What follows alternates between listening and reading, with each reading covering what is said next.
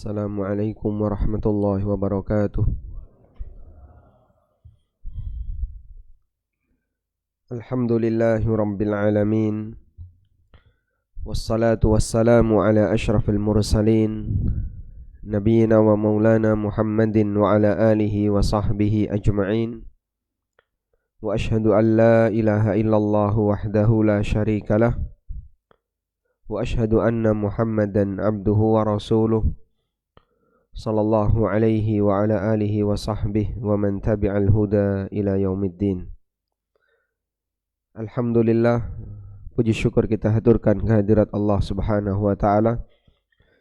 Di kesempatan pagi ini kembali kita lanjutkan pembahasan berkaitan dengan tafsir salat, dan insyaallah kita mau bahas tentang mengacungkan telunjuk ketika tasyahud. Seperti yang kita ketahui kita dianjurkan untuk mengacungkan telunjuk ketika tasyahud, baik tasyahud awal maupun tasyahud akhir.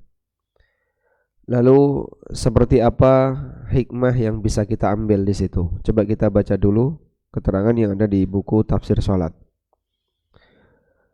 Memahami makna mengacungkan telunjuk ketika tasyahud. Mengacungkan jari telunjuk ketika tasyahud dianjurkan untuk dimulai. Di sini saya sebutkan dimulai dari awal tasyahud. Walaupun ada perbedaan pendapat di kalangan para ulama kapan memulai mengacungkan telunjuk ketika tasyahud. Nanti insyaallah akan kita angkat itu. Kita bahas dulu dari sisi hikmah ya. Dianjurkan juga mengarahkan pandangan ke arah isyarat telunjuk. Berdasarkan keterangan dari Ibnu Umar radhiyallahu anhuma ketika menceritakan cara salat Nabi sallallahu alaihi wasallam. Kata Ibnu Umar, wa asyara bi usbu'ihi allati talil ibham fil qiblah. Nabi sallallahu alaihi wasallam berisyarat dengan jari setelah jempol. Jari setelah jempol berarti telunjuk. Fi al-qiblah, dan diarahkan ke arah kiblat. Wa rama bi basarihi ilaiha, kemudian beliau mengarahkan pandangan matanya ke arah jari telunjuk. Disinilah menunjukkan bahwa dalam kegiatan sholat tidak semua arah pandangan ke arah tempat sujud. Terkadang ke arah jari telunjuk. Mengenai tata caranya nanti akan ada penjelasan itu. Sekarang kita lihat hikmahnya. Lalu apa hikmah orang berisyarat dengan telunjuk ketika tasyahud? Berbicara hikmah itu adalah menggali nilai manfaat yang bisa kita dapatkan. Tapi kita beramal karena landasan ajaran. Jadi kalau kita ditanya mengapa kita beramal A, kita beramal B dalam kegiatan ibadah.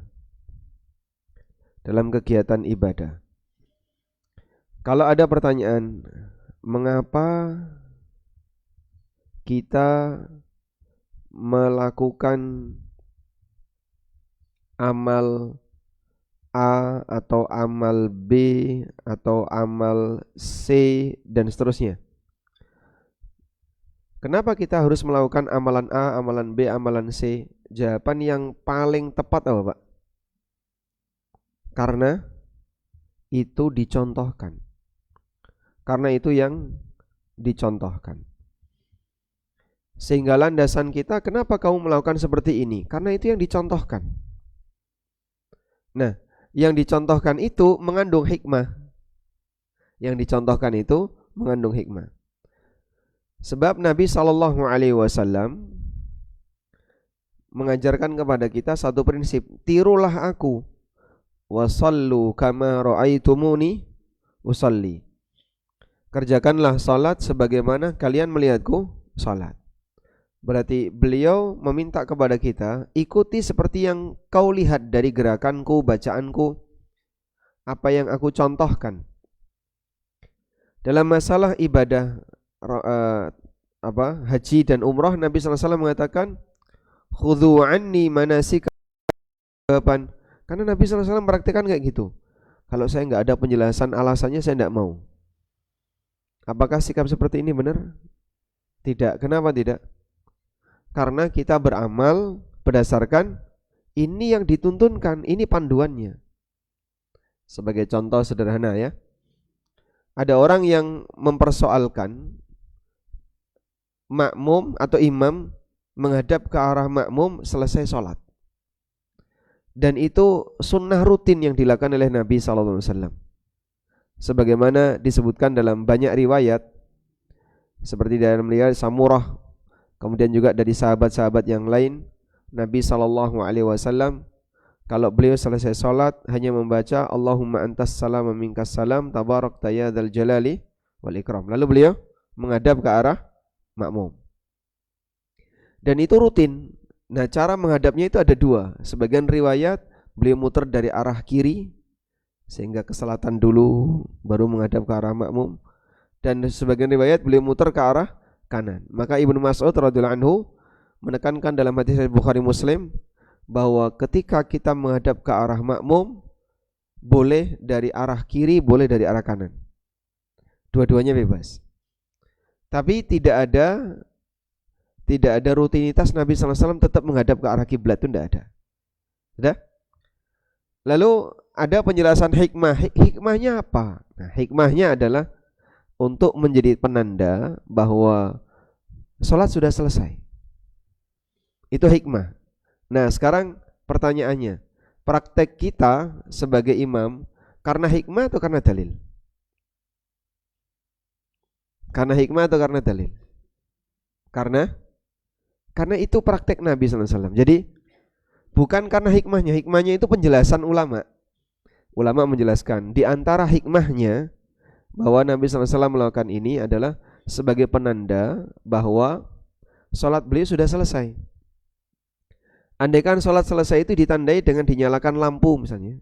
Ada lampu. Dah, begitu imam sudah salam, lampunya dinyalain. Tek. Orang datang, oh lampu itu nyala, berarti sudah selesai.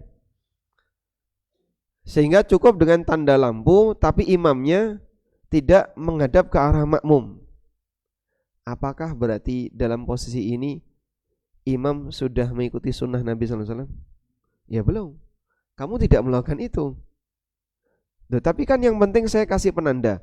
Penjelasan fungsi penanda itu hikmah, bukan praktek yang dilakukan oleh Nabi SAW. Sehingga seharusnya kamu tetap menghadap ke arah makmum. Lalu di antara hikmahnya adalah makmum ini akan mengetahui, atau makmum yang baru datang mengetahui kalau beliau sudah selesai salat. Baik. Nah, disinilah kita perlu bedakan antara sunnah dengan hikmah sunnah. Jadi ada sunnah sendiri, ada hikmah sunnah sendiri. Selanjutnya, berkaitan dengan mengacungkan jari ketika tasyahud, hikmah yang paling utama ketika mengacungkan jari adalah mengikuti sunnah Nabi SAW. Karena melestarikan putusnya.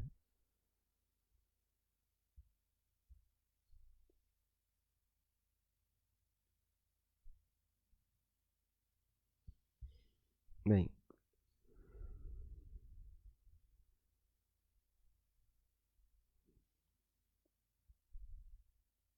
Karena melestarikan sunnah termasuk hikmah tertinggi dalam setiap amalan kita, terlebih amal ibadah. Di samping itu terdapat hadis yang menyebutkan bahwa isyarat telunjuk ketika tasyahud lebih ditakuti setan daripada pukulan besi. Dari mana Pak kita tahu ini? Ini kalau bukan dari Nabi tidak mungkin. Karena sesuatu yang gaib terkadang dipaparkan oleh Rasulullah SAW untuk dijelaskan kepada umatnya.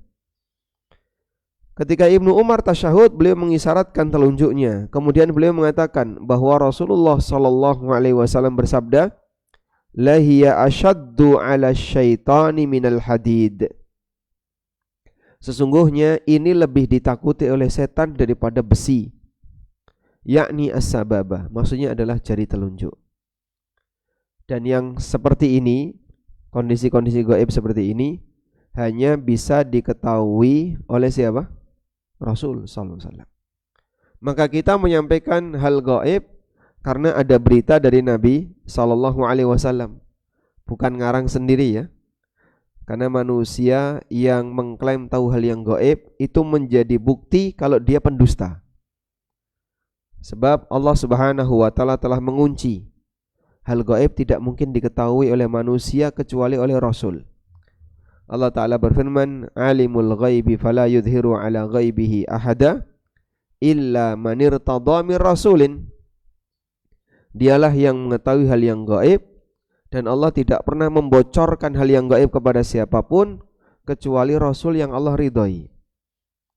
Maka kalau ada orang ya, dia menyatakan, membuat pernyataan tentang hal-hal gaib, itu kira-kira kita sebagai pendengar ya, kita sebagai pendengar, ada orang cerita tentang hal gaib, kita sebagai pendengar, semakin memuji orang ini atau semakin menurunkan kualitas orang ini?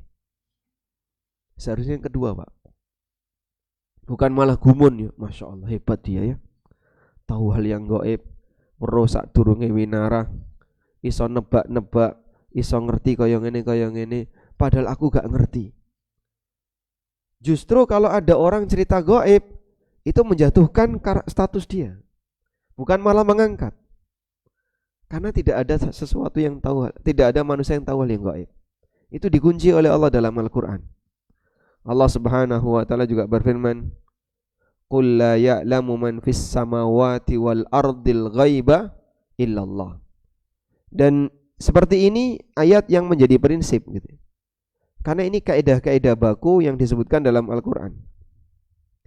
Qul la ya'lamu man fis samawati wal ardil ghaiba illallah. Ini ada di surat Al-Naml ayat 65. Katakan Nabi Muhammad, tidak ada satupun di langit dan di bumi yang tahu hal yang gaib kecuali Allah. Kayak gini kan prinsip ya. Seperti ini prinsip. Maka kalau ada orang ngaku hal yang gaib, berarti dia melanggar prinsip. Dan itu bukan semakin menaikkan derajatnya, itu justru semakin menjatuhkan ratingnya. Jadi ibaratnya begini Pak ya, kalau selesai kajian kita boleh ngasih tanda bintang. Seperti Bapak misalnya selesai makan di warung, lalu tolong dong kasih komen di di Google Map. Nah kita ngasih apa? Ngasih respon di Google Map, kasih bintang 3, kasih bintang 4 atau bintang 5, terus kita ngasih komen. Andaikan setiap dai yang selesai bicara, kemudian ada penanda bintang di dalam dirinya, lalu jamaah diminta untuk ngasih penanda bintang, maka kalau dia ngomong gaib, seharusnya kita kasih dia bintang 1, terus dikasih komentar yang miring. Karena ketika dia bicara gaib, dia melanggar Al-Quran. Tidak ada satupun makhluk yang tahu hal yang gaib kecuali para rasul yang diberitahu oleh Allah Subhanahu wa taala. Allah Subhanahu wa taala juga berfirman, Alimul ghaibi fala yudhiru ala ghaibihi ahada. Dialah zat yang mengetahui hal yang gaib, fala yudhiru ala ghaibihi ahada, dan Allah tidak membocorkan hal yang gaib itu kepada siapapun, illa man irtada mir rasul, kecuali rasul yang Allah ridhoi. Jadi kalau dia bukan rasul, maka gimana Pak? Tidak mungkin tahu hal yang gaib. Kalau orang ngaku rasul Pak, kalau ada orang ngaku rasul, semakin wali atau semakin wali Allah atau semakin wali setan? Semakin wali setan. Dia melakukan hal yang ke arah negatif, sehingga dia semakin jatuh karena dia mengaku dirinya sebagai seorang nabi. Maka kita menjadikan Al-Quran sebagai alat ukur apakah orang ini orang yang benar atau tidak.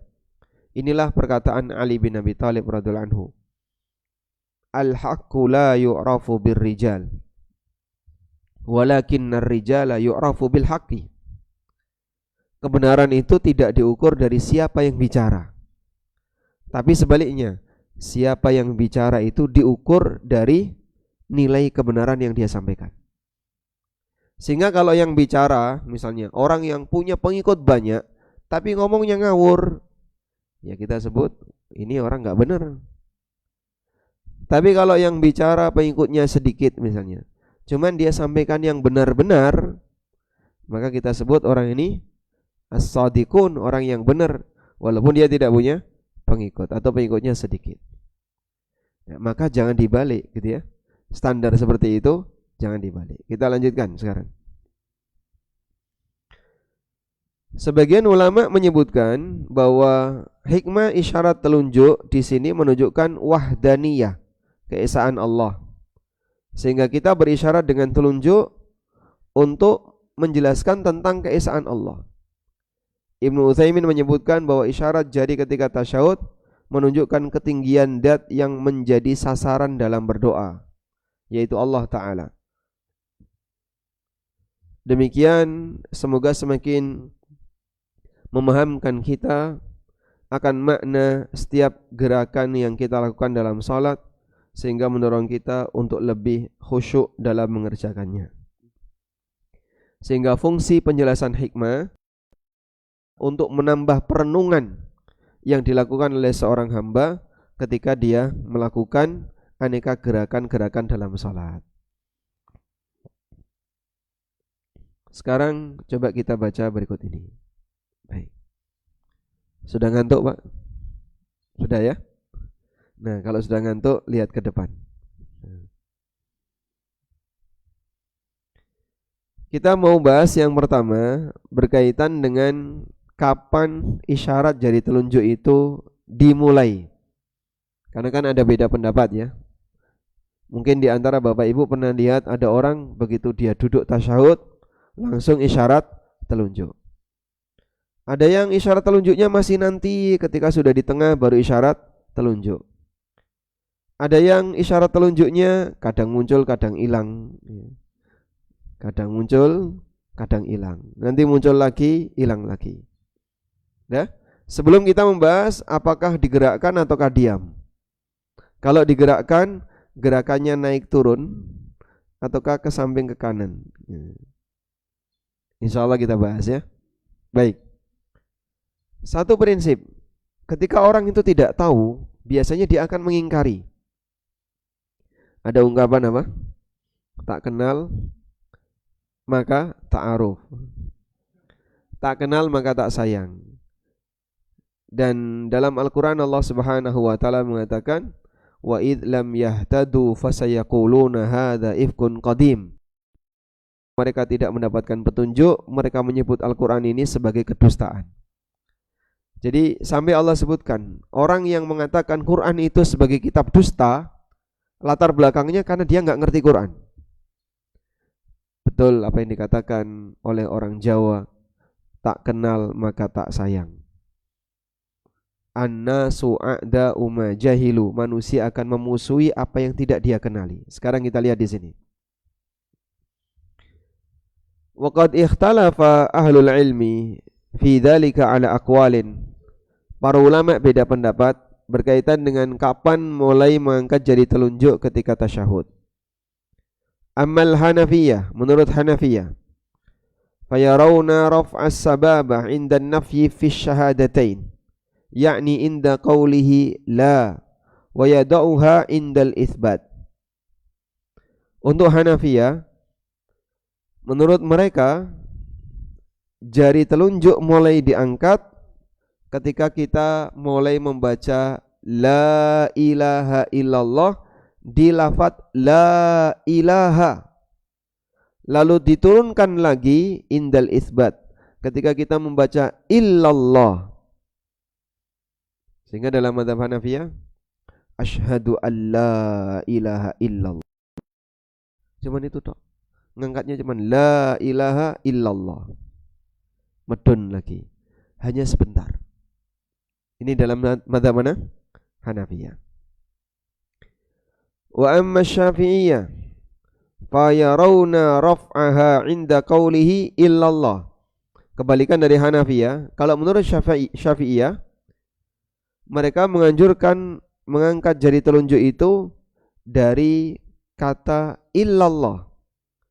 Asyhadu an la ilaha illallah. Nah, pas illallah itu jari telunjuknya diangkat. Ini dalam mazhab Syafi'iyah. Nanti dipertahankan sampai akhir salat. Kalau Hanafiyah tadi la ilaha illallah. Begitu la ilaha dia naik, illallah turun lagi. Kalau Syafi'iyah la ilaha illallah terus bertahan sampai akhir salat.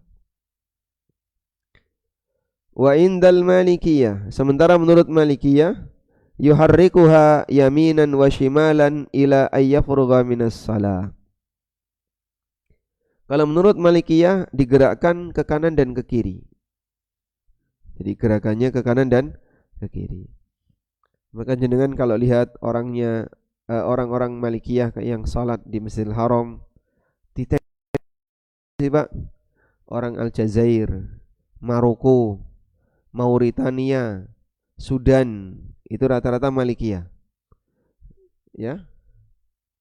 Mereka gerakannya begini, ke samping kanan kiri. Wa indal Hanabilah, sementara menurut Hambali yushiru bi isbi'ihi kullama dzakara ismal jalalah la yuharrikuha. Isyarat jari telunjuk dilakukan setiap kali nyebut nama Allah tapi tidak digerakkan. Assalamu alayka ayyuhan nabiyyu wa rahmatullah wa barakatuh.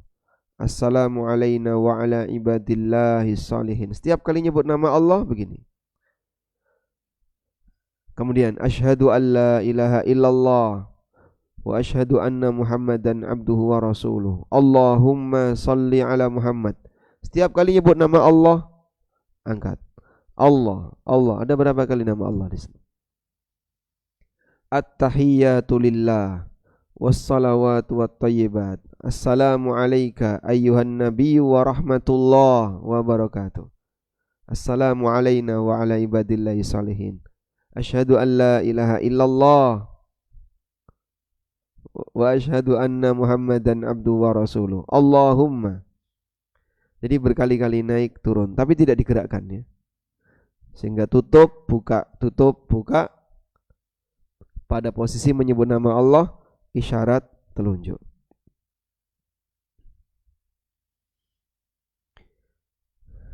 Karena dalam hal ini dalilnya cuma menyebutkan Nabi SAW berisyarat dengan jari saat tasyahud, tapi di situ tidak ada keterangan kapan waktunya dan tidak ada keterangan berapa lama. Sekarang kita baca hadisnya. Dari Abdullah bin Zubair radhiyallahu anhuma, beliau menceritakan, kana Rasulullah sallallahu alaihi wasallam idza qa'ada fis salat ja'ala qadamahu al-yusra baina fakhidhihi wa saqihi wa farrasha qadamahu al-yumna. Nabi SAW kalau duduk tasyahud, beliau jadikan kaki kirinya antara betis dan paha, dan beliau bentangkan kaki kanannya. Wa wada'a yadahu al-yusra ala rukbatihi al-yusra. Tangan kanan di atas paha kanan, tangan kiri di atas paha kiri. Wa asyara bi isbihi, dan beliau berisyarat dengan jarinya. Tapi tanpa keterangan waktunya kapan. Abdullah bin Zubair cuma menyebutkan Nabi SAW berisyarat dengan jarinya ketika tasyahud. Namun tidak ada apa? Keterangan kapan waktunya. Dalam riwayat An-Nasa'i dan Abu Dawud, kana yushiru bi isbi'ihi idza da'a wa la yuharrikuha. Nabi SAW berisyarat dengan jarinya ketika beliau berdoa dan tidak menggerakkannya. Sehingga di situ ada keterangan beliau berisyarat ketika berdoa dan tidak menggerakkan. Nah, ketika berdoa itu dimulai dari kapan? Disitulah letak perbedaan pendapatnya. Baik. Kita lanjutkan. Putus ya. Selanjutnya dari Wa'il bin Hujr, beliau bercerita, La anduranna ila salati Rasulillah sallallahu alaihi wasallam. Aku akan melihat salatnya Rasulullah sallallahu alaihi wasallam.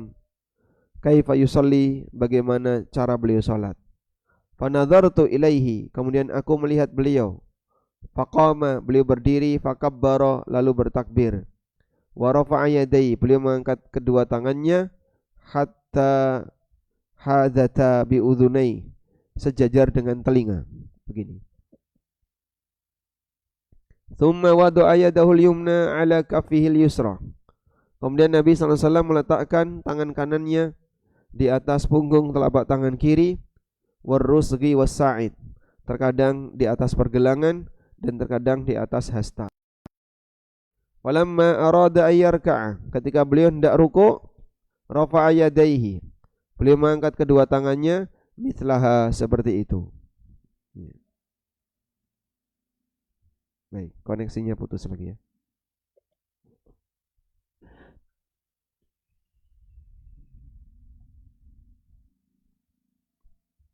Saya bacakan lagi. Sampai pada kondisi terakhir, beliau bercerita,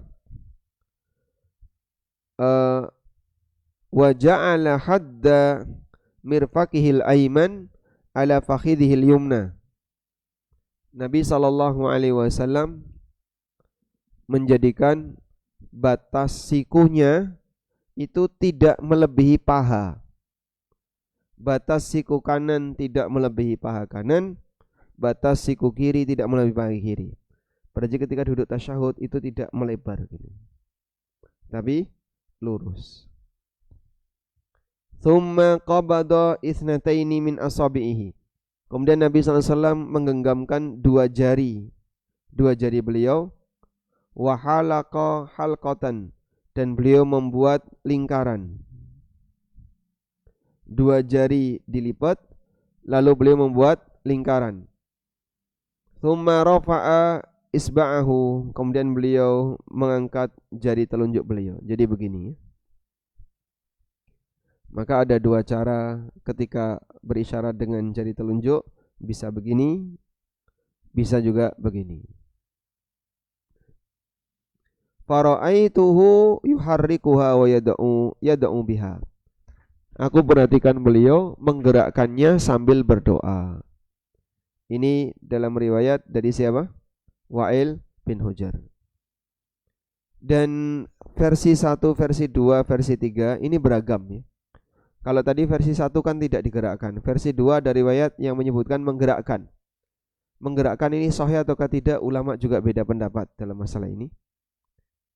Nah, di sini disebutkan bahwa yuharrikuha wa yad'u biha, anna tahrika sababa fit tasyahud yakunu inda kulli jumlatin da'aiyah. Bahwa menggerakkan ketika tasyahud itu dilakukan ketika berdoa. Intinya wallahu ta'ala alam, bahwa ketika tasyahud ulama beda pendapat mengenai tata cara mengacungkan jari tangan. Ada yang mulainya dari awal, ada yang dari kata Allah, ada yang ketika menyebut la ilaha illallah sudah turun, ada yang ketika menyebut illallah sampai akhir. Dan itu semuanya ada imamnya. Dan ini hanya masalah afdoliyah. Ini hanya masalah apa? Afdoliyah. Mana yang paling afdol? Ya Bapak mungkin meyakini A, saya meyakini B, Ibu meyakini C. Silahkan diamalkan sesuai dengan keyakinan afdoliyah masing-masing. Kalau Anda meyakini yang afdol itu ketika membaca la ilaha illallah, monggo. Yang afdol ketika mengucapkan nama Allah, silahkan. Kalau saya Pak dari awal sampai akhir, nggih monggo. Sebab tidak ada keterangan detail tentang itu. Baik, sekarang kita baca lagi ya. Berkaitan dengan bagaimana cara tunjuk ketika tasyahud. Ulama 4 mazhab sepakat disyariatkan untuk mengangkat jari telunjuk ketika tasyahud. Namun mereka beda pendapat kapan isyarat itu dimulai. dan apakah perlu digerakkan ataukah tidak. Jadi ada dua pembahasan di sini ya. Kapan waktunya? Kemudian yang kedua apa? Perlu digerakkan atau tidak. Menurut Hanafiyah disyariatkan jari telunjuk itu diisyaratkan ketika mengucapkan la ilaha, lalu diletakkan ketika mengucapkan illallah, dan tadi sudah kita singgung. Nah, ini disebutkan dalam keterangan Ibnu Abidin, salah seorang ulama mazhab Hanafiyah. Dalam Hasyiah Ibnu Abidin dinyatakan wa yarfa'u sababa indan nafyi wa yada'uha indal itsbat. Telunjuk diangkat ketika mengucapkan la ilaha dan telunjuk diturunkan ketika mengucapkan illallah. Wa hadza ma'tamadahul mutaakhirun. Dan ini yang jadi acuan para ulama al-mutaakhirun, ulama belakangan. Li thubutihi 'anin Nabi sallallahu alaihi wasallam, berdasarkan riwayat yang sahih dari Nabi sallallahu alaihi wasallam. Ini menurut Hanafiyah. Wa dhahaba Syafi'iyah, sementara Syafi'iyah mengatakan dianjurkan untuk mengangkat jari telunjuk ketika orang yang salat itu mengucapkan illallah ila nihayati tasyahud. Ketika mengucapkan illallah, jari telunjuk diangkat sampai selesai tasyahud, tidak digerakkan, seperti keterangan dalam Mughnil Muhtaj, seperti keterangan dalam kitab Mughni al-Muhtaj.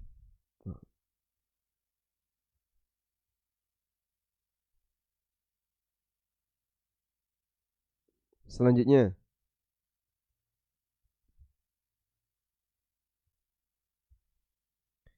wa dhahabal Hanabilah, sementara menurut mazhab Hambali jari diisyaratkan ketika menyebut nama Allah.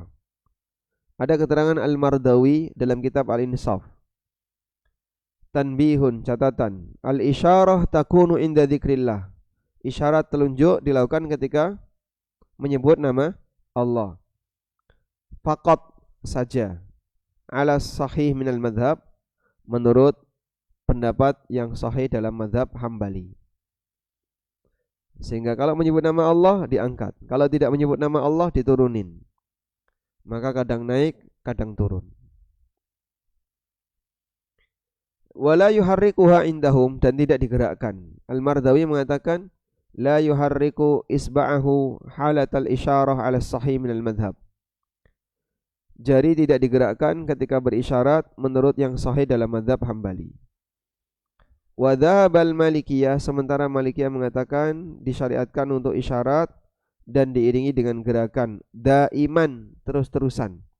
Jadi gerakannya terus, yaminan wa shimalan, ke kiri dan ke kanan, kanan kiri, bukan naik turun. Dan kita nggak perlu heran kalau lihat orang kayak gitu. Iki salat kok utak-utik. Itu nggak main-main Pak, itu serius. Lah kok gini-gini gerakan jarinya? Apa dia gemeteran tangannya atau gimana? Bukan, dia meyakini itu sunnah. La fauqa wa taht, bukan ke atas ke bawah, tapi kemana? Kanan kiri, samping kanan kiri.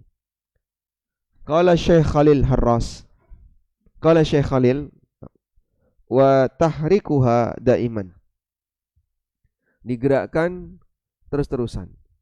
Qala Al-Kharrashi, kata Al-Kharrashi, ini ada yang menyebutkan beliau Syekh Azhar pertama atau Imam Al-Azhar pertama, dan beliau bermadzhab Malikiyah. Ai wa nadmu tahrikis sababa yaminan wa shimalan, bahwa anjuran untuk menggerakkan telunjuk itu ke arah kanan dan kiri. Bukan ke arah atas bawah, tapi kanan kiri. Wallahu a'lam. Ya, alhamdulillah dengan mengetahui seperti ini, agar kita tidak memandang aneh sebelahnya yang sedang sholat, baik yang menggerakkan maupun yang diam, atau yang jari tasyahudnya diacungkan dari awal, atau dari ketika membaca nama Allah, atau la ilaha, atau illallah. Semuanya punya imam dalam masalah ini. Dan ini hanya masalah apa tadi Pak? afdaliyah. Mana yang paling afdal? Wallahu a'lam. Walhamdulillahirabbil alamin. Baik. Kita cukupkan sampai di sini untuk materinya. Memberi kesempatan bagi Bapak Ibu barangkali ada yang mau disampaikan lebih panjang. Dan insya Allah di pertemuan berikutnya nanti kita bahas 5 tingkatan manusia ketika sholat. Nah, pas ya. Baik, tidak ada pertanyaan? Kita pulang. Silakan. Pakai mikrofon atau langsung? Silakan. Boleh di Waalaikumsalam. Silakan. Apakah ada ketentuan pada saat kita melaksanakan suatu kegiatan ibadah untuk harus melaksanakan dengan satu mazhab atau boleh beberapa mazhab? Misalnya pada saat sholat ada beberapa gerakan, kita kadang memakai mazhab Hambali dan juga kita kadang memakai mazhab Hanafi gitu. Ataukah hanya satu mazhab saja? Nah, itu aja Ustaz. Selamat. Ya. Dan kebenaran itu tidak terkumpul pada satu madhab, sehingga tidak ada istilah semua sholat yang sesuai sunnah hanya ada di sini, di tempat yang lain nggak komplit sunnahnya. Kalimat ini nggak benar, karena madhab itu bukan agama. Madhab itu produk ijtihad, sehingga para ulama beristihad, lalu jadilah kumpulan-kumpulan pendapat. Kemudian kumpulan pendapat itu kalau diwadahi ada kemiripan, sehingga jadilah satu madhab. Karena ijtihad, namanya ijtihad, ada peluang benar, ada peluang salah. Sehingga kalau kita misalnya mau melaksanakan sholat saja ya, satu kegiatan sholat, saya mau ngikuti ijtihadnya A saja, monggo silakan. Tapi kalau Bapak menemukan kok ternyata ijtihadnya A ini tidak sejalan dengan hadis yang sahih, ya jangan bertahan, sebab nanti akan ada konsekuensi di akhirat. Tapi kan itu sudah dilakukan oleh ulamanya, hadis sahih itu. Dan ada beberapa muridnya Abu Hanifah yang beliau mengatakan, andai kan guruku tahu hadis ini, pasti beliau akan meninggalkan pendapatnya. Itu banyak kita jumpai dari keterangan-keterangan Abu Yusuf, Muhammad bin Hasan Asy-Syaibani, atau murid Abu Hanifah yang lain. Karena ilmu itu tidak mengenal stagnan. Sehingga Imam Syafi'i ketika di Irak, begitu keluar dari Irak, beliau datang lagi ke Mekah dan Madinah, lalu setelah itu beliau ke Mesir, punya pendapat baru yang disebut dengan qaul jadid.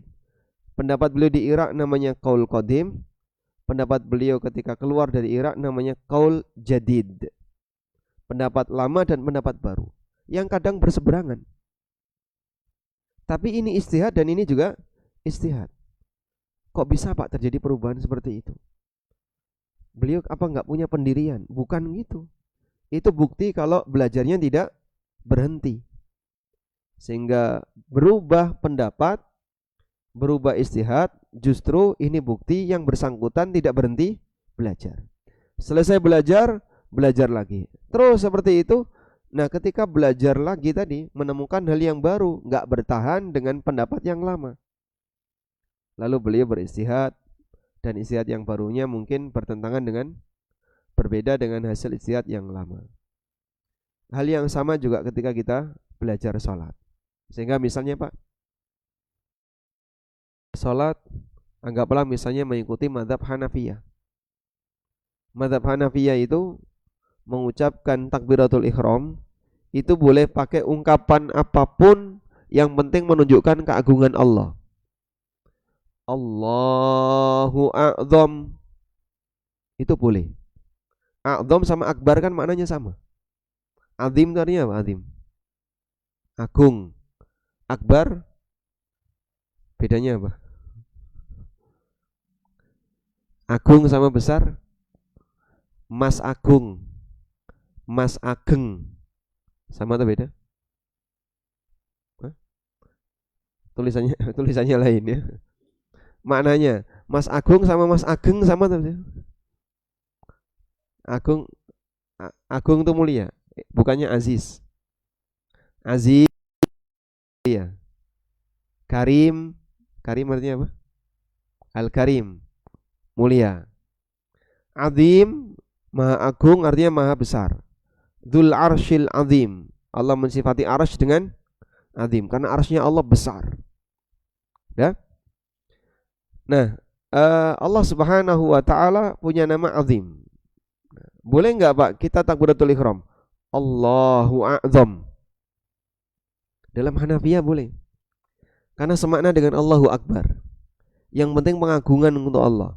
Mau dibaca Allahu akbar, mau baca Allahu a'zam boleh. Tapi jangan diterjemahkan Allah gede banget. Nah, kalau itu batal sholatnya. Baik. Yang seperti ini kondisinya, apakah ketika kita misalnya menemukan itu, lalu kita ngikutin itu, dalam perjalanannya kita menemukan ilmu baru, tidak boleh Allahu a'zam, harusnya Allahu akbar, dan pakemnya hanya Allahu akbar. Kok bertahan dengan pendapat lama? Ya kita salah. Anda sudah tahu yang baru, Anda sudah tahu yang benar, kenapa masih bertahan dengan yang lama? Begitu ya.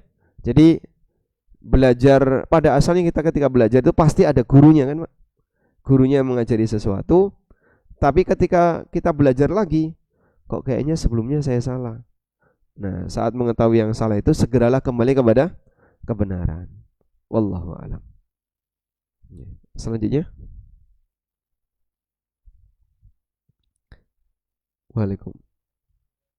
Waalaikumsalam warahmatullahi wabarakatuh. Yang ingin saya tanyakan, saya pernah pengajian lah. Apa yang dilakukan Rasulullah setelah habis sholat? Apa yang dilakukan oleh Rasulullah setelah habis salam sholat? Setelah salam sholat. Itu kalau menghadap ke kanan, itu katanya tidak akan memberikan tausiah setelah sholat. Kemudian kalau menghadap ke jamaah, itu katanya akan memberikan tausiah. Apakah itu ada dasarnya benar atau salah? Kemudian berarti kalau setiap imam itu berperilaku seperti itu, berarti kalau kita ngimami istri misalnya sholat di rumah, apakah juga berperilaku seperti itu? Baik. Imami istilahnya.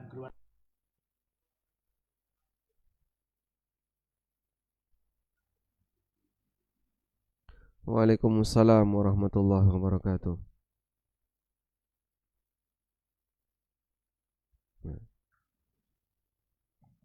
Baik, coba kita baca hadis berikut ini.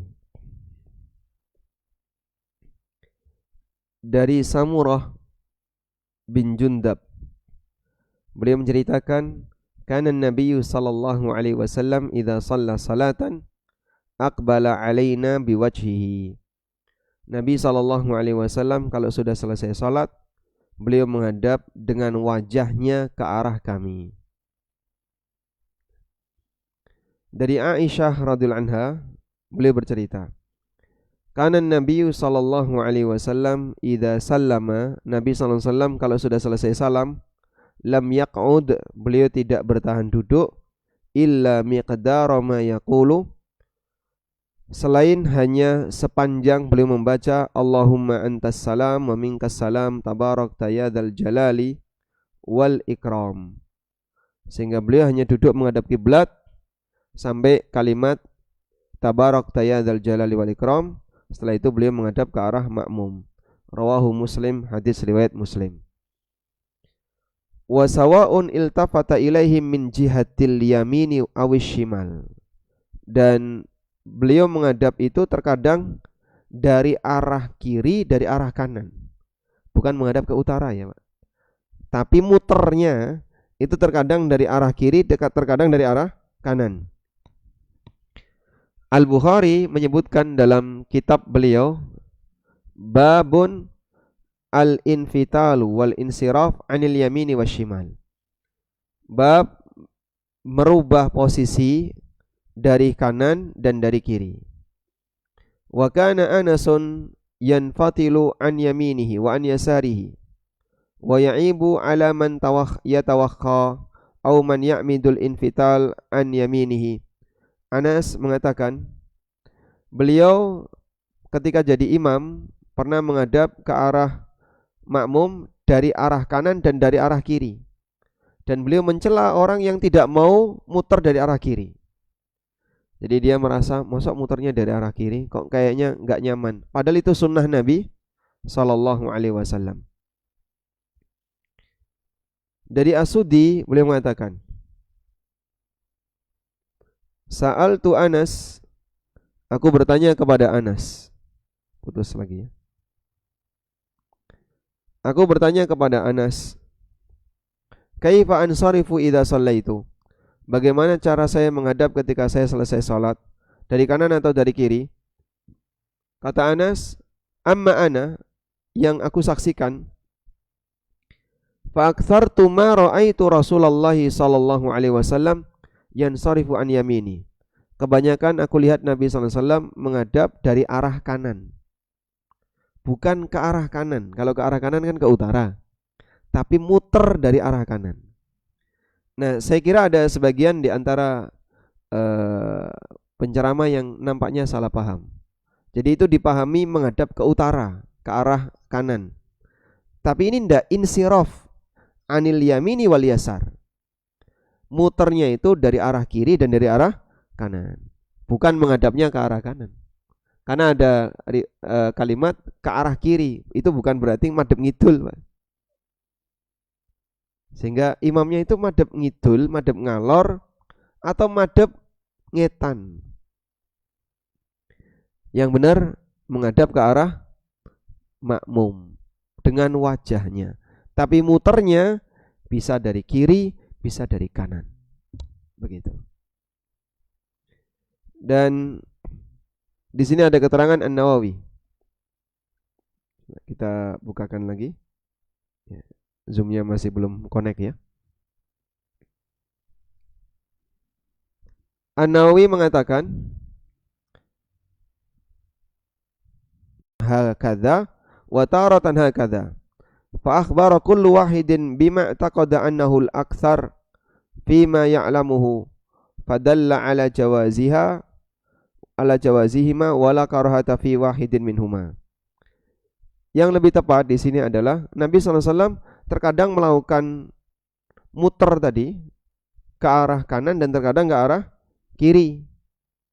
Maka yang lebih tepat dua-duanya kita yakini sebagai sunnah, bukan salah satunya makruh. Maka mau kanan silahkan, kiri silahkan. Karena ada sebagian riwayat dari Ibnu Mas'ud, beliau mengatakan aktsara ma ra'aitu Rasulullah sallallahu alaihi wasallam yansarifu an shimalihi. Yang sering aku lihat dari Nabi sallallahu alaihi wasallam, beliau menghadap ke arah makmum lewat kiri. Yansarifu an shimalihi. Beliau menghadap ke arah makmum lewat kiri. Hadis riwayat Muslim.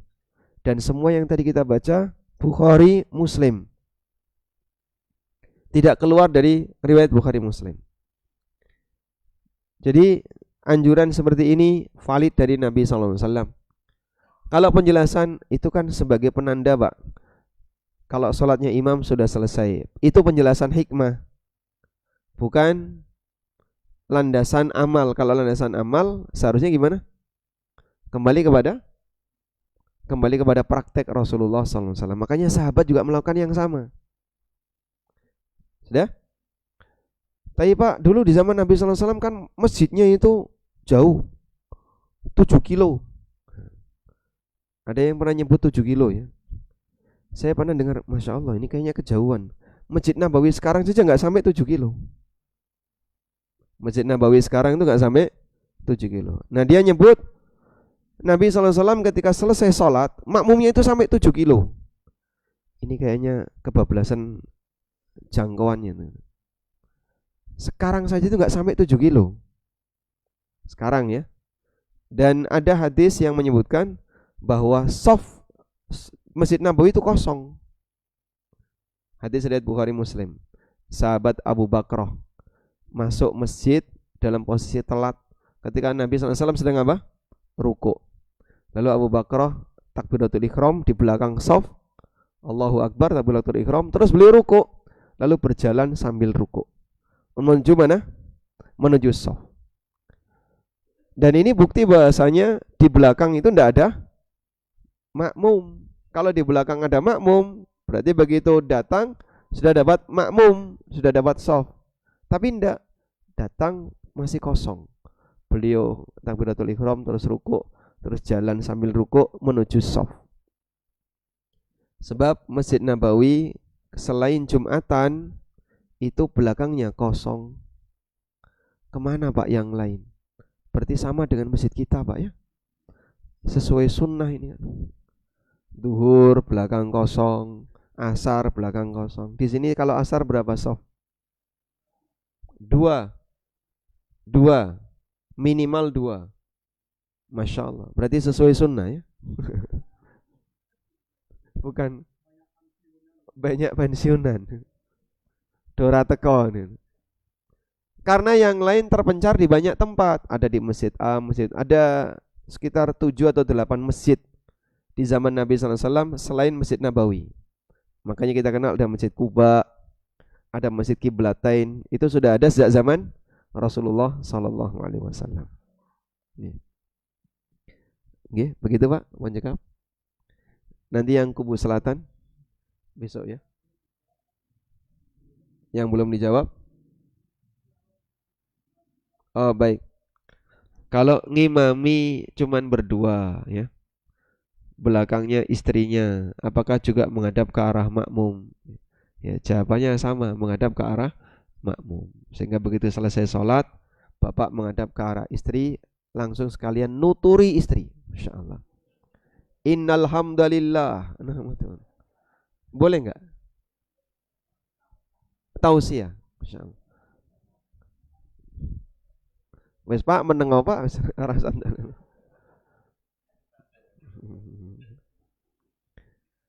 Ini satu pertanyaan dari kertas. Datang sholat subuh berjamaah ke masjid, tapi sampai di masjid sudah iqomah dan tidak sempat melakukan qobliyah subuh.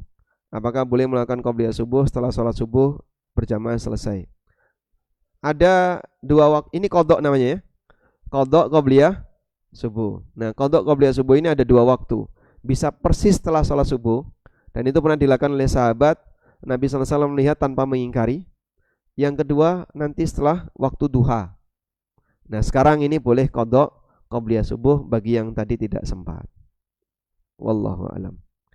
Demikian wassallallahu ala nabiyyina Muhammadin wa ala alihi wa sahbihi wasallam. Wa akhiru da'wana anil hamdulillahi rabbil alamin. Wassalamualaikum warahmatullahi wabarakatuh.